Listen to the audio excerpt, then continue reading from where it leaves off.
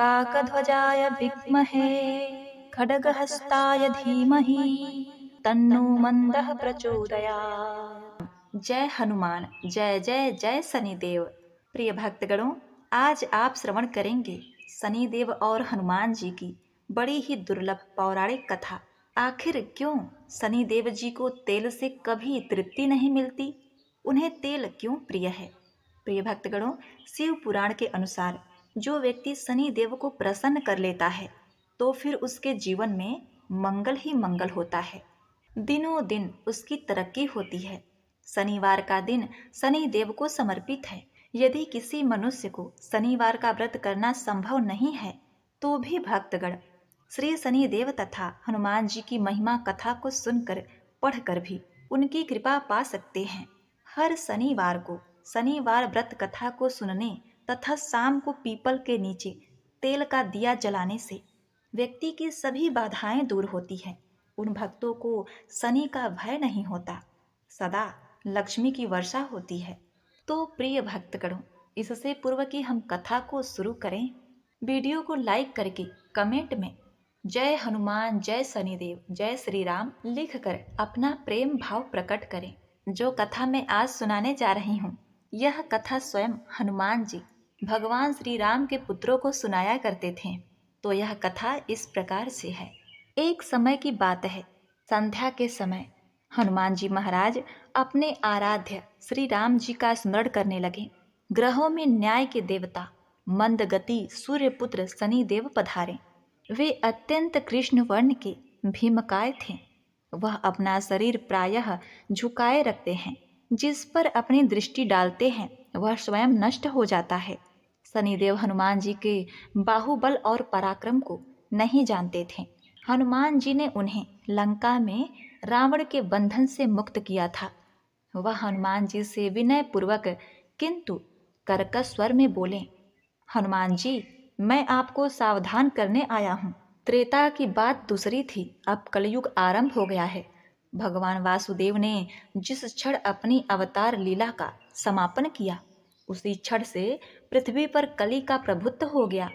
यह कलयुग है। इस युग में आपका शरीर दुर्बल और मेरा बहुत बलिष्ठ हो गया है। अब आप पर मेरी 7.5 की दशा प्रभावित हो गई है। मैं आपके शरीर पर आ रहा हूँ। शनि देव को इस बात का तनिक भी ज्ञान नहीं था कि भगवान श्री राम के भक्तों पर काल का कोई प्रभाव नहीं होता। करुणा निधान जिसके हृदय में एक क्षण को भी आ जाते हैं, काल की कला वहाँ सर्वथा निष्प्रभाव हो जाती है। प्रारब्ध के विधान और प्रभुत्वहीन हो जाते हैं। उनके सेवकों की ओर दृष्टि उठाने का साहस कोई सुर असुर करे तो स्वयं अनिष्ट भाजन होता है। शनि देव के अग्रज यमराज जी प्रभु के भक्त की ओर देखने का साहस नहीं कर पाते। हनुमान जी ने शनिदेव को समझाने का प्रयत्न किया।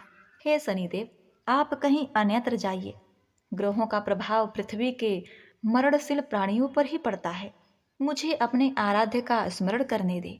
मेरे शरीर में श्री रघुनाथ जी के अतिरिक्त दूसरे किसी को स्थान नहीं मिल सकता। लेकिन शनिदेव को इससे संतोष नहीं मिला। वे बोले, मैं सृष्टिकर्ता के विधान से विवश हूँ। आप पृथ्वी पर रहते हैं, अतः आप मेरे प्रभुत्व क्षेत्र से बाहर नहीं हैं। पूरे 22.5 वर्ष व्यतीत होने पर 7.5 वर्ष के अंदर में 2.5 वर्ष के लिए मेरा प्रभाव प्राणी पर पड़ता है, किंतु यह गौड़ प्रभाव है। आप पर मेरी 7.5 आज इसी तरह से प्रभावित हो रही है। मैं आपके शरीर पर आ रहा हूँ, इसे आप टाल नहीं सकते। फिर हनुमान जी कहते हैं, जब आपको आना ही है तो आइए। अच्छा होता कि आप मुझ वृद्ध को छोड़ ही देते।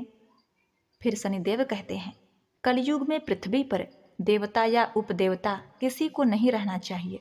सबको अपना आवास सूक्ष्म लोकों में रखना चाहिए।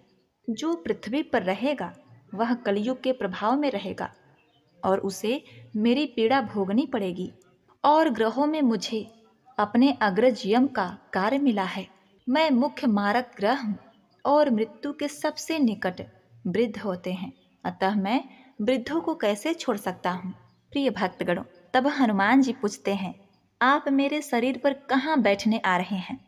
शनिदेव गर्व से कहते हैं, प्राणी के सिर पर मैं 2.5 वर्ष प्राणी के सिर पर रहकर उसकी बुद्धि विचलित बनाए रखता हूँ। मध्य के 2.5 वर्ष उसके उदर में स्थित रहकर उसके शरीर को अस्वस्थ बनाता हूँ। वह अंतिम 2.5 वर्ष पैरों में रहकर उसे भटकाता हूँ। फिर शनिदेव हनुमान जी के मस्तक पर आकर बैठ गए। फिर हनुमान जी के सिर पर खुजली होने लगी। इसे मिटाने के लिए हनुमान जी ने बड़ा पर्वत उठाकर सिर पर रख दिया। शनिदेव चिल्लाते हैं, यह क्या कर रहे हैं आप हनुमान जी? फिर हनुमान जी कहते हैं, आप सृष्टिकर्ता के विधान से विवश हैं, मैं भी अपने स्वभाव से विवश हूँ। मेरे मस्तक पर खाज मिटाने का यही उपचार पद्धति है, और आप अपना कार्य करें और मैं अपना कार्य। ऐसा कहते ही हनुमान जी ने दूसरा पर्वत उठाकर सिर पर रख लिया। इस पर शनिदेव कहते हैं, आप इन्हें उतारिए, मैं संधि करने को तैयार हूँ। इनके इतना कहते ही हनुमान जी ने तीसरा पर्वत उठाकर सिर पर रख दिया। तो शनिदेव चिल्लाकर कहते हैं, मैं अब आपके समीप नहीं आऊँगा। फिर भी हनुमान जी नहीं मानते और चौथा पर्वत उठाकर सिर पर रख लिया। शनिदेव फिर चिल्लाते हैं, पवन कुमार त्राही माम, रामदूत अंजनी के लाल, मैं आपको कभी पीड़ित नहीं करूँगा। जो आपका स्मरण करेगा मैं उसको कभी भी कोई पीड़ा नहीं दूंगा। मुझे उतर जाने का अवसर दें। हनुमान जी कहते हैं, बहुत शीघ्रता से ही, अभी तो 5वां पर्वत बाकी है। और इतने में ही शनि उनके पैरों पर गिर गए और कहा, मैं सदैव आपको दिए वचनों का स्मरण रखूंगा। अब देखिए, आघात के उपचार के लिए शनिदेव तेल मांगने लगे। हनुमान जी तेल कहाँ देने वाले थे? वही शनिदेव आज भी तेल दान से तुष्ट होते हैं। ओम नमः शिवाय, जय शनिदेव, हर हर महादेव। प्रिय भक्तों, अब आइए श्रवण करते हैं हनुमान जी की बहुत ही पवित्र कथा, जिन्हें श्रवण करने से शनिदेव प्रसन्न होते हैं।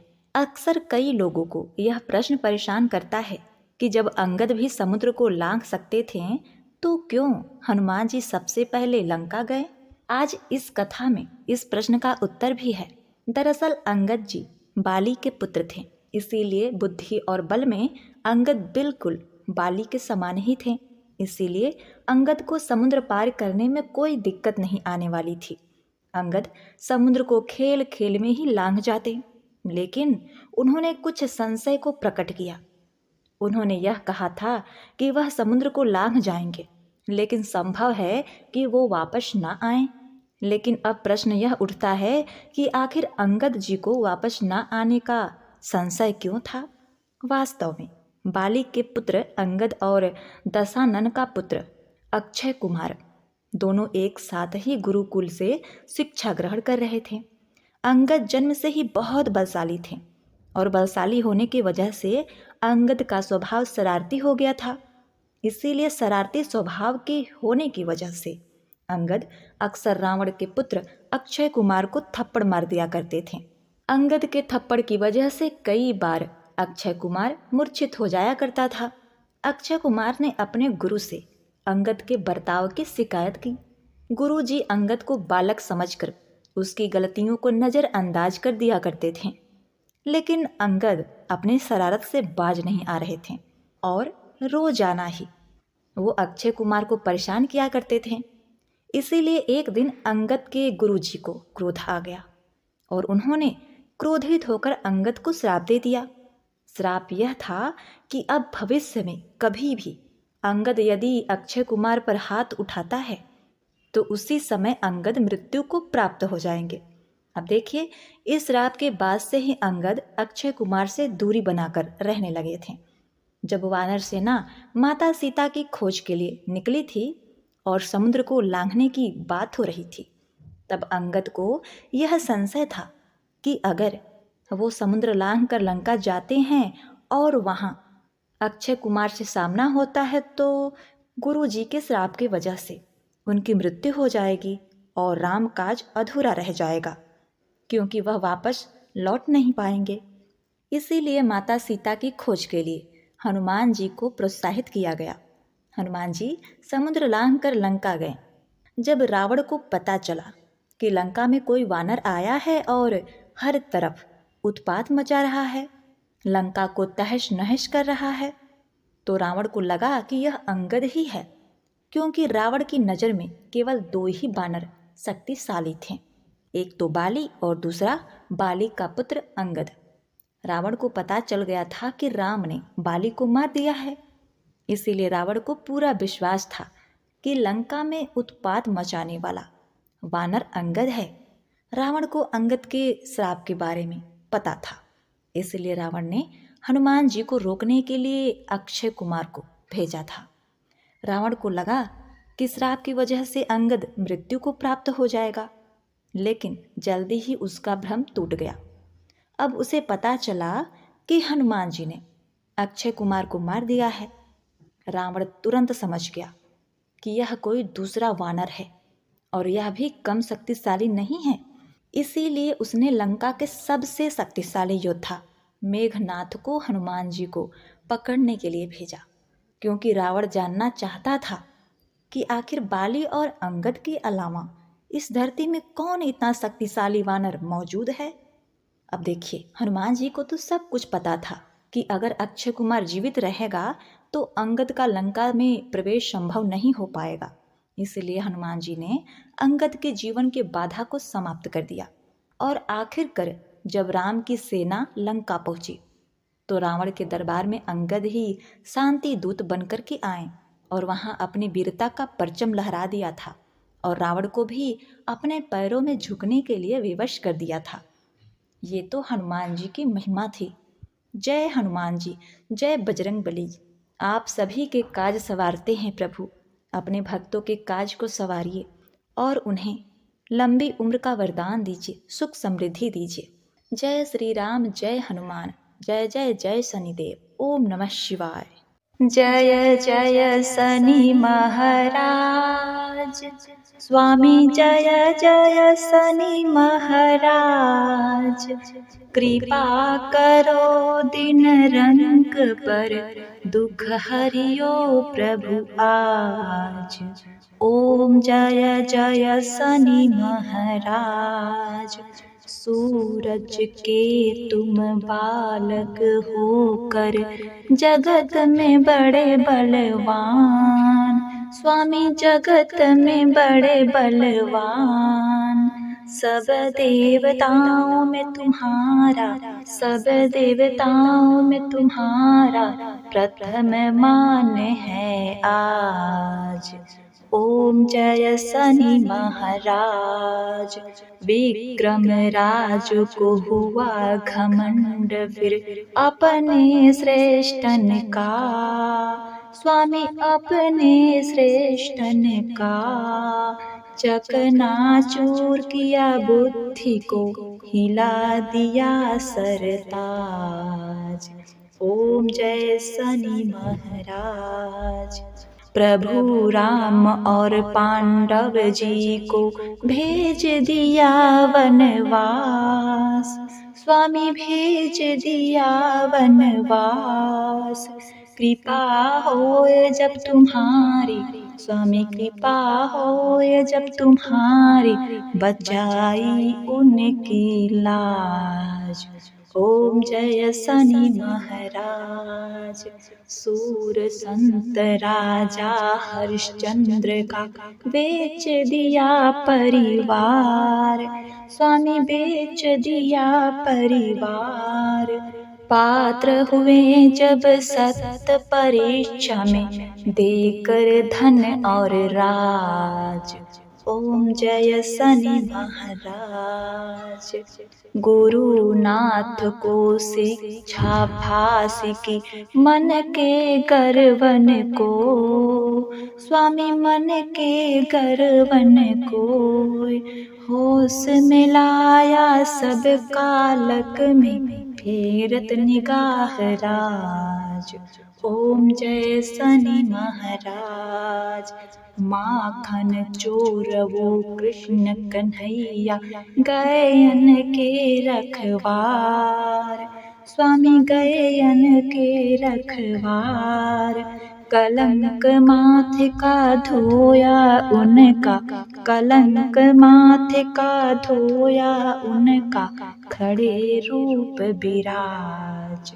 ओम जय शनि महाराज। देखी लीला प्रभु आया चक्कर, तन को अब न सतावे। स्वामी तन को अब न सतावे, माया बंधन से कर दो हमें भव सागर ज्ञानी राज। ओम जय शनि महाराज। मैं हूँ दीन अनाथ अज्ञानी, भूल भई हमसे। स्वामी भूल भई हमसे, क्षमा शांति दो नारायण को। क्षमा शांति दो नारायण को, प्रणाम लो महाराज। ओम जय शनि महाराज। ओम जय शनि महाराज। स्वामी जय जय शनि महाराज। कृपा करो हम दीन रंग पर, दुख हरियो प्रभु आज। ओम जय शनि महाराज। ओम शनि देवाय नमः।